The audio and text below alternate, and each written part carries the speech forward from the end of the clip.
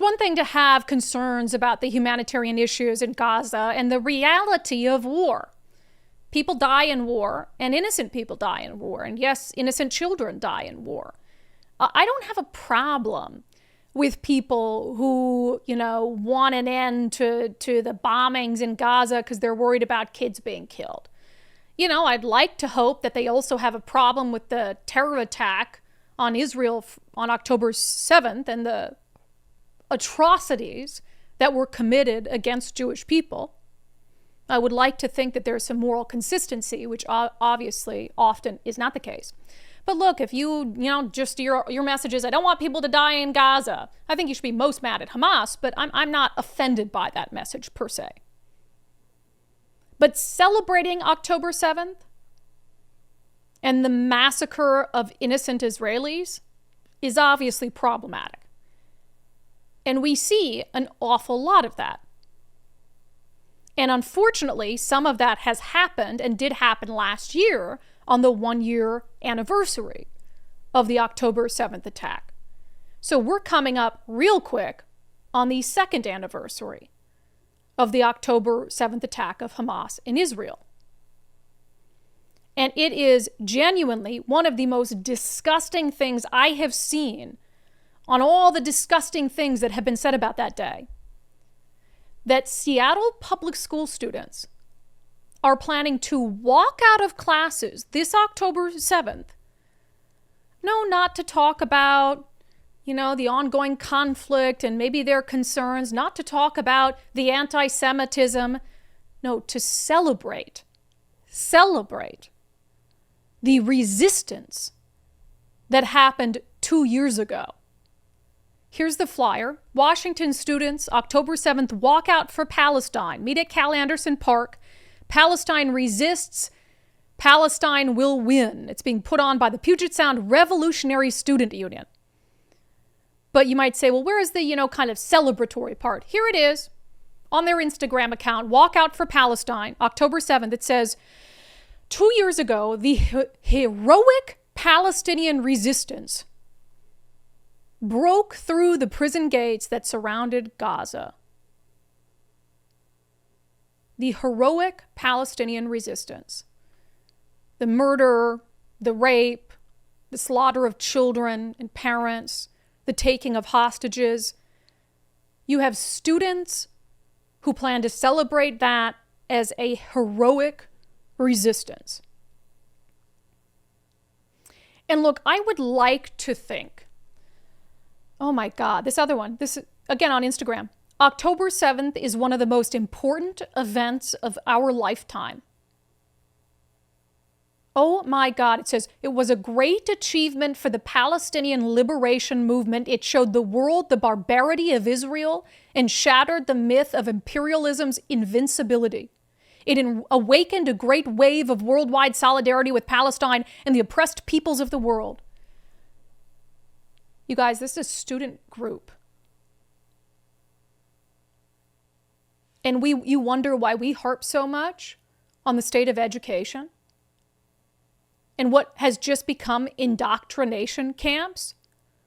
I wish I'd pulled the video. Remember Ian Golosh, who's now thankfully losing his job as a Seattle public school teacher? When he came out and said that he believed that the rapes and murders in Israel on October 7th were justified. And he brought kids with him to do the interview where he said that. The same guy who in 2020 went with his students to storm in protest the King County Jail in the name of race and social justice and still kept his job. Who put his hands in the face of TV cameras and had students scream and yell at news media and still kept his job because the school district defended it as free speech.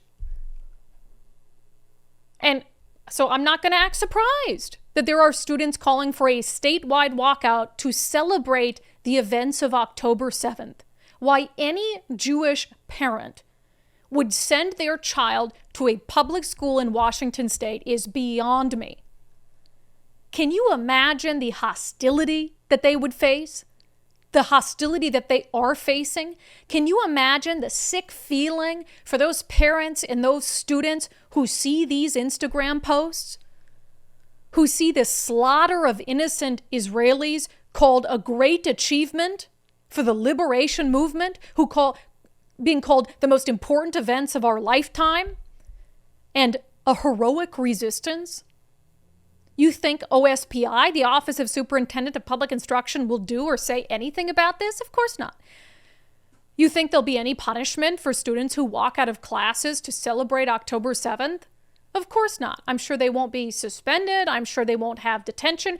And I've said before, regardless of what you're walking out in protest for, there should be consequences, because Seattle public school students will find any reason to walk out of classes because they're being trained to be the next generation of activists. Hell, they walked out of classes the 8th day of school this year to protest the new lunch schedule. You think there were consequences for them? Probably not. Because you have these teachers and these faculty members all the way up to the Office of Superintendent of Public Instruction who want them to be activists. They want them to be socialists. They're birthing a new movement and trying to fill it with your kids, the school children. We wonder why the guy who shot Charlie Kirk grew up in a conservative home, showed really no signs of, being problematic until his last couple years in high school. And then his first couple years after high school, he started off in college and all of a sudden he's radicalized. The schools are intentionally radicalizing kids to the point where they believe, or they don't have enough independent thought to push back against. And so they just are sheeple, and their friends are leaving to walk out. So they're going to leave to walk out and celebrate October 7th as an act of heroism. It's not a surprise. And I hate to tell parents what to do, but because I don't have kids. And I hate to sit here and be like, pull your kids out of public school. And we see that with conservatives on the internet all the time. Take your kids out of public school immediately. I know it's not that easy. But one of the things that if you have to keep your child there, that you must do, and that there's no excuse for not doing, is to push back with every fiber of your being, is to be at your child's school, demanding to know why this stuff is being supported and pushed on kids, is signing the initiative to restore parental rights, calling every friend you have that has a child in the public schools and having them sign it, having them speak out, having them push back on community forums and Facebook groups where these insane radicalized parents and their kids are saying all sorts of nonsense. Being quiet isn't an option anymore. I was reading this book. It's this great book that was given to me, Live Not by Lies. And it's just, it talks about what happened with the Bolsheviks in Eastern Europe. And, a lot of you will be familiar with that, and Red Terror and people who were killed and mass ideological killings and all that stuff. And, I'm familiar with the history of that. But the way that it weaves it and makes it relevant to what's happening today in America is so profound to me. And it's actually changed my life, this book, and my whole sort of way that I try to go about explaining to people the dangers of what's happening and the dangers of deciding to stay quiet. All these mass horrors in history, be it the Holocaust or Red Terror, whatever it is, they are only possible when people decide to cower and stay quiet, because they're worried about finding themselves, on the fringes of society and being outcast and all of these things. But what's the alternative? Is you just live within the lie, right? We talk about it with radical, and I'm getting so deep on this, but we talk about it with radical gender ideology a lot. I'll have so many, quiet conversations with friends who are across the political spectrum, and they don't agree with this nonsense, but they're never going to say it. They're never going to say it because they don't want to be yelled at and shamed and othered. So what do? They just live within the lie.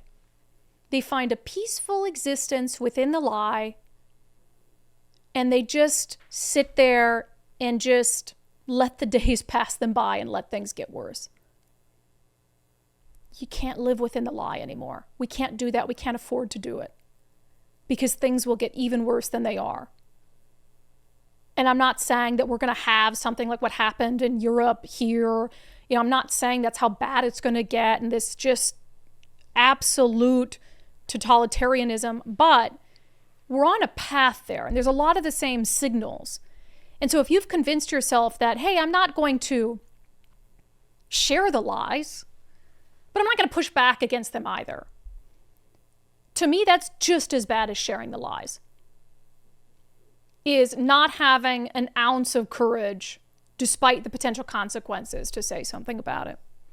Oh, and you have this Ian Golash video you pulled up. Yeah, here's why kids in our school district think it's okay to walk out of classes to celebrate October 7th. Teachers like this.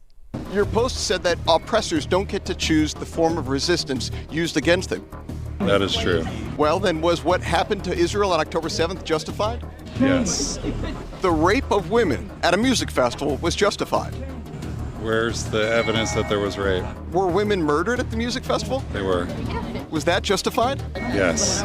The murder of innocent women just attending a music festival, that was justified in your opinion? No. I think resistance against Israel is justified, yes. Disgusting. Says it around kids that he brought with him, knowing he was going to say something like that. Unreal.